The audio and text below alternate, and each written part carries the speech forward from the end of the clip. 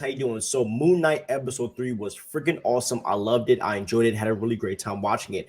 But there were some Easter eggs that I saw that has made me think about some theories leading into a really, really big movie like Black Panther 2. And we're going to get into that right now.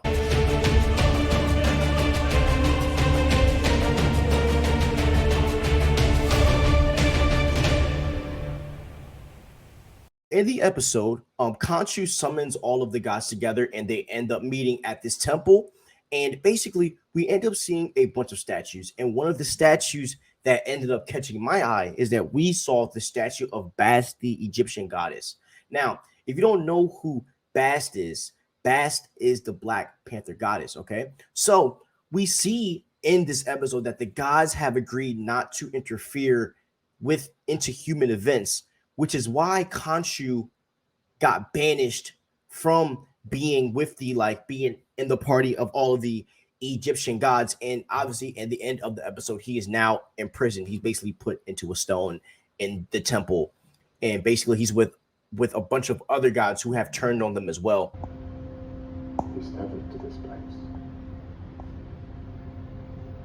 like many before it. So it is also said, as I said, right, that most of the gods have been imprisoned as well.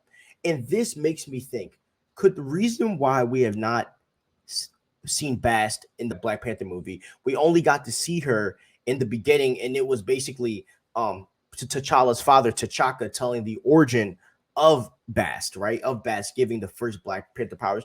Could the reason why Bast did not show up in Black Panther is because of the reason she is imprisoned as well?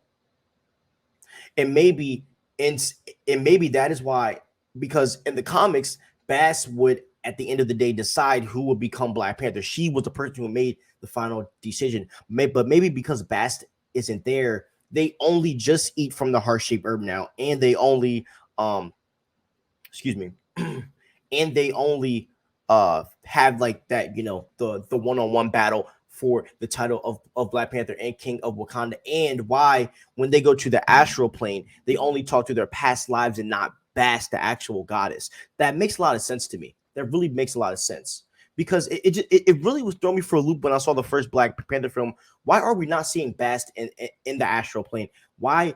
Because what I thought was, when the Black Panther, take the heart-shaped herb and they get buried in the sand, he then meets with Bast, and Bast decides whether he's worthy enough to take the mantle of Black Panther.